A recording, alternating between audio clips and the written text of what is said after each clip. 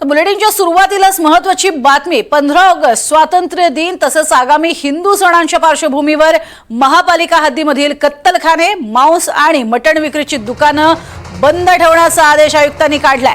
मात्र या निर्णयाला आता विरोध होतोय। आधी जितेंद्र आव्हाड आणि आदित्य ठाकरेंनी विरोधात सूर लावला होता, मात्र आता सर्वसामान्य सुद्धा या सगळ्याचा निषेध करतायत। अशा निर्णयांमुळे आपल्याला मूलभूत स्वातंत्र्याचा संकोच होतोय असं विरोध करणाऱ्यांचं मत आहे आणि पुढे काय खायचं हे आयुक्त ठरवणार का असा संतप्त सवालही विरोधक करतायत।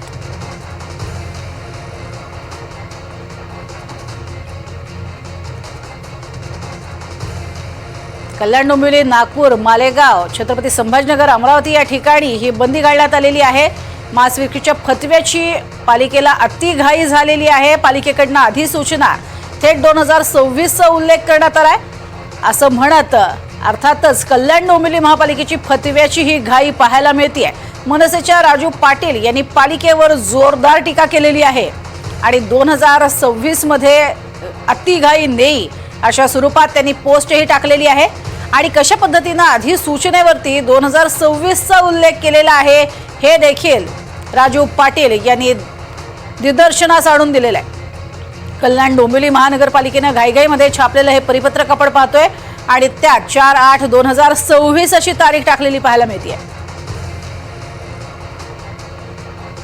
तर पालिकेकडून अधिसूचना काढली गेली खरी, मात्र तरीही मांसाहार बंदीचा हा फतवा काढताना तारखेचा मात्र गोंधळ घातलेला पाहायला मिळते। स्वातंत्र्य दिनी मांसाहार वर्ज्य करण्याचं हे थोटांड असल्याचं मात्र राऊतांनी म्हटलेलं आहे आणि राऊतांनी सरकारसह पालिका प्रशासनावरती निशाणा साधलाय।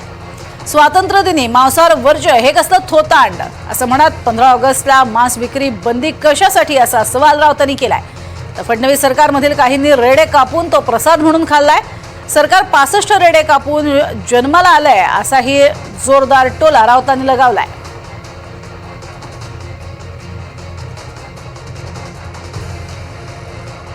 स्वातंत्र्य दिनी मांसाहार वर्ज्य हे काय नवीन थोतांड आहे या महाराष्ट्रामध्ये आणि या थोतांडाचे जनक कोण आहेत?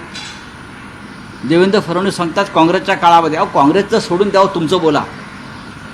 काय झालं की काँग्रेसच्या काळात काय, नेहरूंच्या काळात काय, काँग्रेसच्या काळामध्ये तुम्ही महाराष्ट्राला काय नपुसंक बनवताय का?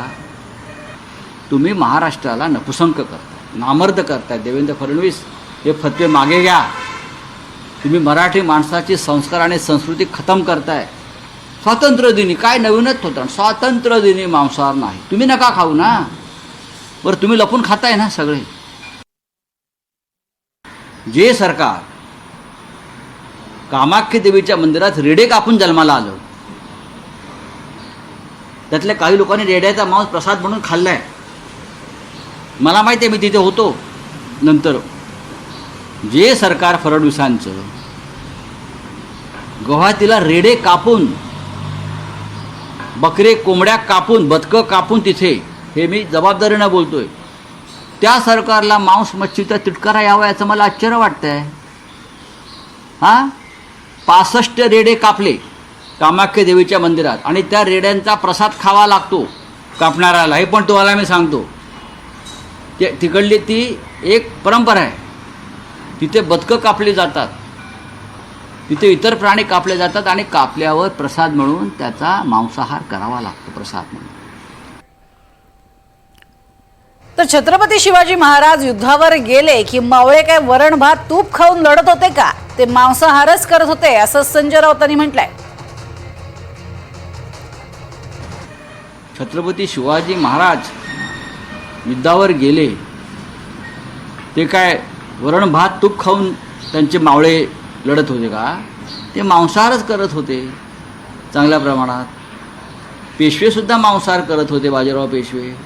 त्याशिवाय युद्धावर लढता येत नाही। आता सीमेवरचं सैन्याला सुद्धा मांसाहार करावाच लागतो ना। वरण भात तूप पोळी खाऊन, श्रीखंडपुरी खाऊन नाही युद्ध लढतायत। तुम्ही महाराष्ट्राला नपुसंक करताय, नामर्द करताय। देवेंद्र फडणवीस